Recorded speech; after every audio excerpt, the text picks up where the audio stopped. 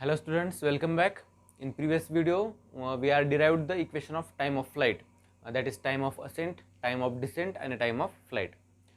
Now in this video, we are going to study the range of projectile. We are going to study range of projectile. Range of projectile याचा study आपण या आधीच्या व्हिडिओमध्ये पण केलेला आहे, पण त्यामध्ये आपण फक्त त्याचे डेफिनेशन्स पाहिलेले आहेत. रेंज ऑफ प्रोजेक्टाईल म्हणजे काय, आपण या व्हिडिओमध्ये त्याचं डेरिव्हेशन फाइंड करणार आहोत, म्हणजे फॉर्म्युला फाइंड करणार आहोत, जो की फॉर्म्युला आपल्याला न्यूमेरिकल सॉल्व्ह करण्यामध्ये यूज होणार आहे रेंज ऑफ प्रोजेक्टाईल. मग त्यासाठी सगळ्यात सुरुवातीला आपण रेंज ऑफ प्रोजेक्टाईलची डेफिनेशन रिकॉल करूया. रेंज ऑफ प्रोजेक्टाईल म्हणजे काय, the maximum horizontal distance travelled bye the projectile. Maximum horizontal distance travelled bye the projectile is called as range of projectile. मग त्यासाठी पण एक डायग्राम कन्सिडर करूया प्रोजेक्टाईल मोशनची. हा आपण हॉरिझॉन्टल पाथ कन्सिडर करूया. इथून प्रोजेक्टाईल स्टार्ट झाल्यानंतर हे काय, तर trajectory of projectile he initial position he final position. Maximum horizontal distance travelled bye the projectile is called as range of projectile. मग ते आपण कॅपिटल आरने डिनोट करतो. हे केल्यानंतर जसं की आपण पाहिलेलं आहे, व्हेलॉसिटी म्हटल्यानंतर त्याला दोन कंपोनंट्स असतात, एक्स कंपोनंट आणि वाय कंपोनंट. आपण यू एक्स आणि यू वाय हे आपण या आधीच्या व्हिडिओमध्ये बघितलेलं आहे. मग ज्यावेळी आपण रेंजचा स्टडी करतोय, मग रेंज म्हणजे काय म्हटलेलं आपण, तर हॉरिझॉन्टल डिस्टन्सला आपण काय कन्सिडर करू, तर एक्स कन्सिडर करू, आणि व्हर्टिकल जे डिस्टन्स आहे त्याला आपण वाय कन्सिडर करू. मग ज्यावेळी रेंजचा स्टडी करणार त्यावेळेस हॉरिझॉन्टल कंपोनंट म्हणजे फक्त एक्स कंपोनंटचा आपल्याला स्टडी करायचा आहे. मग त्यावेळी आपण ज्या व्हेलॉसिटीज वगैरे फाइंड करतो त्या फक्त आपल्याला कुठल्या कन्सिडर करायच्या, तर एक्स डायरेक्शनच्या. मग आपण जसं की पाहिलेलं आहे you x, velocity along x direction, initial velocity along x direction, ux is equals to u cos theta. काय पाहिलेलं आपण, ux is equals to u cos theta, आणि uy is equals to काय पाहिलं होतं, u sin theta. ज्यावेळी आपल्याला height find करायची असेल त्यावेळेस आपण u sin theta हा कंपोनंट यूज करायचा आहे.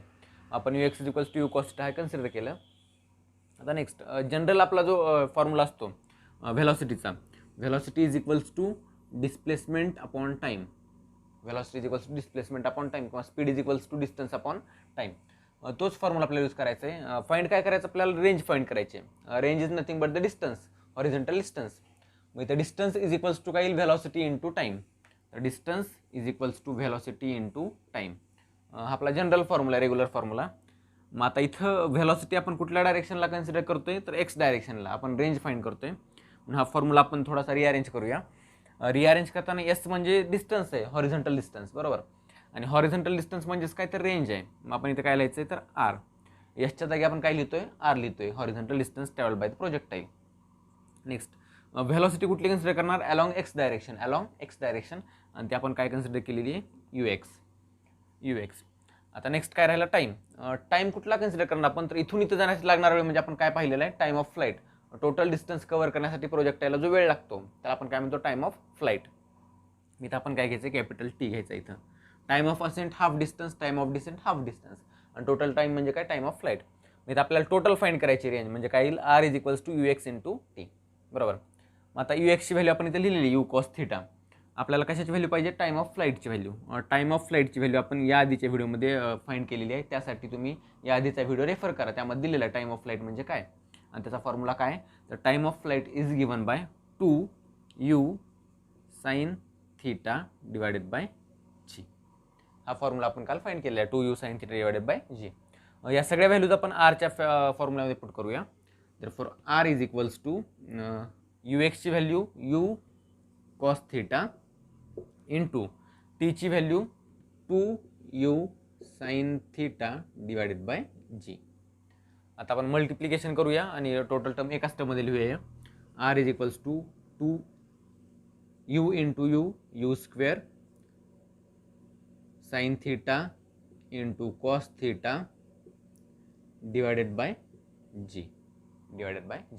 इथं साइन इंटू कॉस लिहिलं तर काही फरक पडणार नाही, कॉस इंटू साइन लिहिलं तर काही फरक पडणार नाही.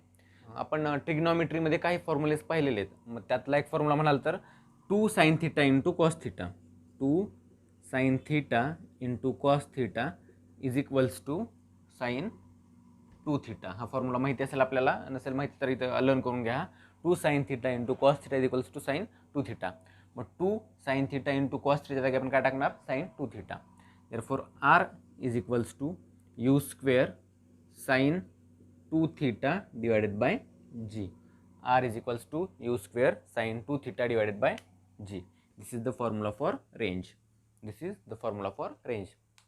म्हणजे तो प्रोजेक्टाईल आपण थ्रो केल्यानंतर, फेकल्यानंतर किती डिस्टन्स ट्रॅव्हल करेल, किती हॉरिझॉन्टल डिस्टन्स ट्रॅव्हल करेल, हे कशावरती डिपेंड आहे. तर सगळ्यात पहिलं तर इनिशियल व्हॅलॉसिटी, हे तर कन्सिडर केलं आपण. सगळ्यात पहिलं काय, इनिशियल व्हॅलॉसिटी, जी तर कॉन्स्टंट आहे, मग ते आपण कॉन्स्टंट कन्सिडर करणार नाही. आणि दुसरं काय तर थिटावरती डिपेंड आहे, म्हणजे नक्की कुठल्या अँगलने तुम्ही त्याला फेकलेला आहे त्याच्यावरती तो डिपेंड आहे.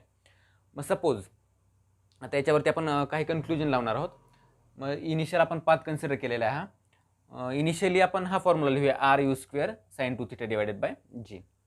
मग सपोज 2 पर्सन आहेत, 2 पर्सननी काय केलेलं आहे, एक ऑब्जेक्ट थ्रो केलेला. आपण भाला फेक वगैरे ऐकलं असेल, बरोबर. भाला फेक असेल किंवा गोळा फेक असेल, ते टाईप ऑफ प्रोजेक्टाईलच आहे तो. काय त्याला आपण इनिशियल व्हॅलॉसिटी अप्लाय करतोय.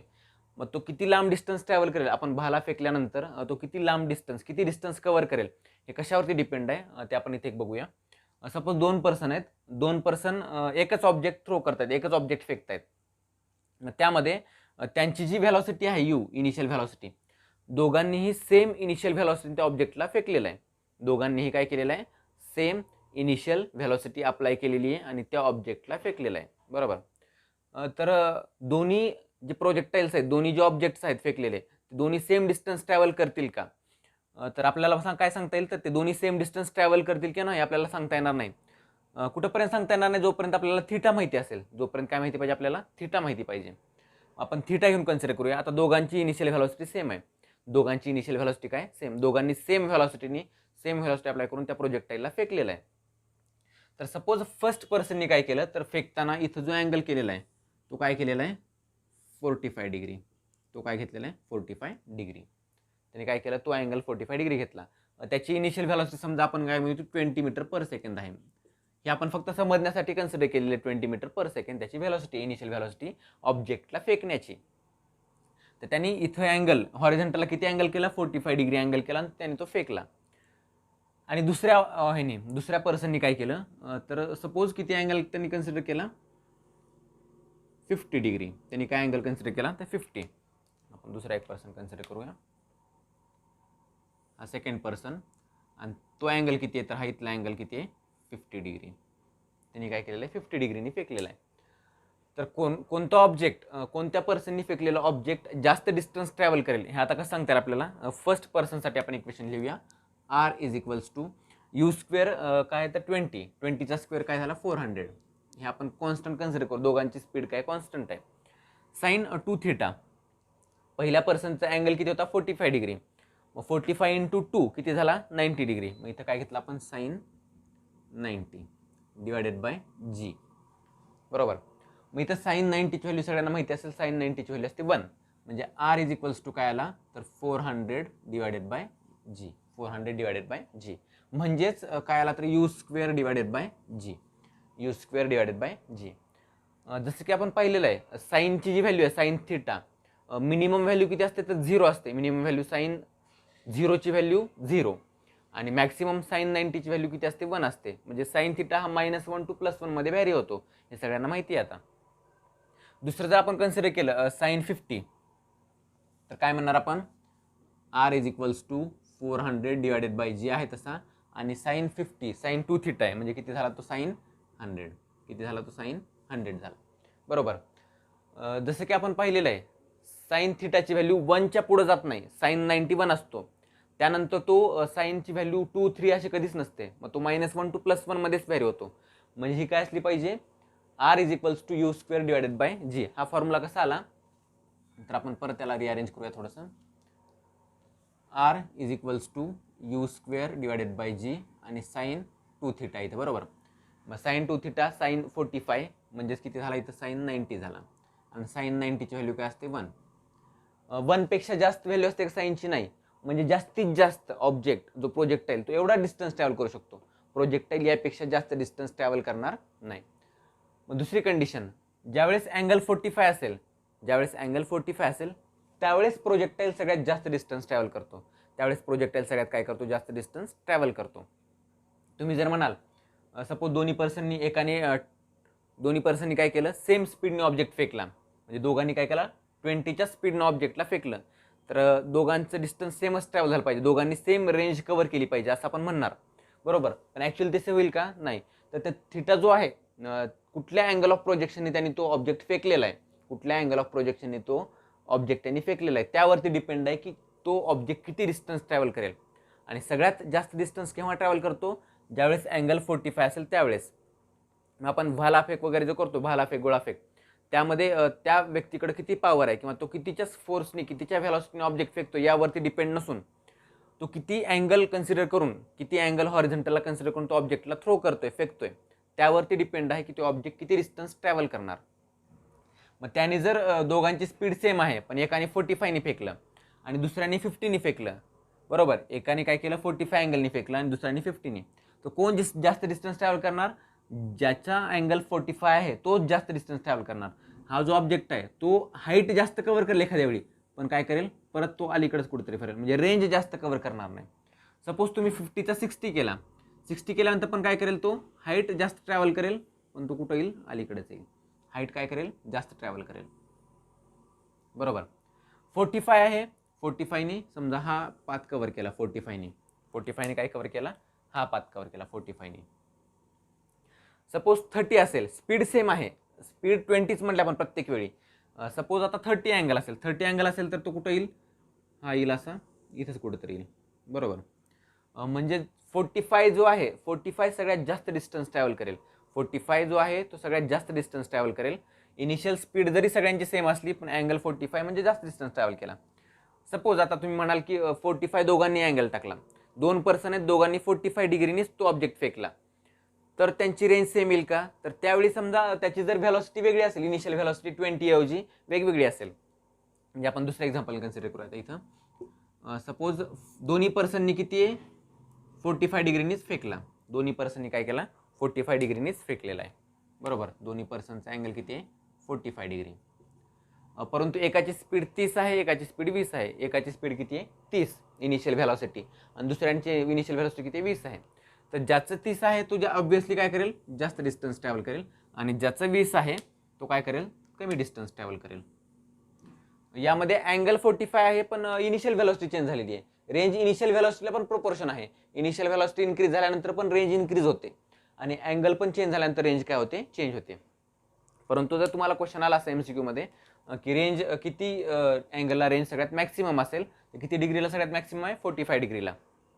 म्हणजे गोळाफेक, थाळीफेक जे आहेत कन्सेप्ट, गोळाफेक, भालाफेक, त्यामध्ये त्या व्यक्तीची एनर्जी कन्सिडर न करता आपण काय कन्सिडर केलं पाहिजे, त्याची फेकण्याची पद्धत जी आहे, नक्की कितीच्या अँगलने तो फेकतोय त्यावरती डिपेंड आहे की तो ऑब्जेक्ट किती डिस्टन्स ट्रॅव्हल करेल, बरोबर. ही काय तर range of projectile, range of projectile.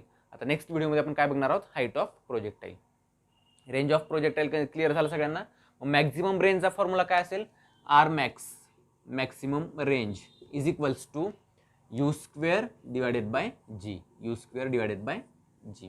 म्हणजे थीटा त्यावेळेस काय असला पाहिजे, 45 असला पाहिजे. साइन 90ची व्हॅल्यू काय, ते साइन 2 थीटा आहे, म्हणजे साइन 45 × 2 साइन 90, साइन 90ची व्हॅल्यू काय झाली 1, आणि तो 1 घेतल्यानंतर काय येईल, मॅक्सिमम रेंजचा फॉर्म्युला काय येईल, u² डिवायडेड बाय g. आणि मिनिमम रेंज किती असणार, तर 0च असणार, कारण की त्यावेळेस साइन 0 काय येईल, तो डिस्टन्स कव्हर करणार नाही. साइन 0 0 आला, पूर्ण परत काय होऊन जाईल, 0 होऊन जाईल, बरोबर. त्याला प्रोजेक्टाईल मोशन आपल्याला म्हणता येणार नाही. हे काय, all about the range of projectile, maximum horizontal distance travel by the projectile. आरचा जनरल फॉर्म्युला आणि हा आर मॅक्सचा formula, maximum range, maximum horizontal distance covered by the projectile. ही कन्सेप्ट लक्षातच ठेवायची की साइन 45ला, सॉरी अँगल 45ला तो ऑब्जेक्ट जास्त डिस्टन्स ट्रॅव्हल करेल, रेंज काय असते, मॅक्सिमम. ज्यावेळेस अँगल ऑफ प्रोजेक्शन 45 डिग्री असेल त्यावेळेस रेंज ऑफ प्रोजेक्टाईल काय असते, मॅक्सिमम असते. Angle of projection is 45, range is maximum. कळालं हे रेंज ऑफ प्रोजेक्टाईल.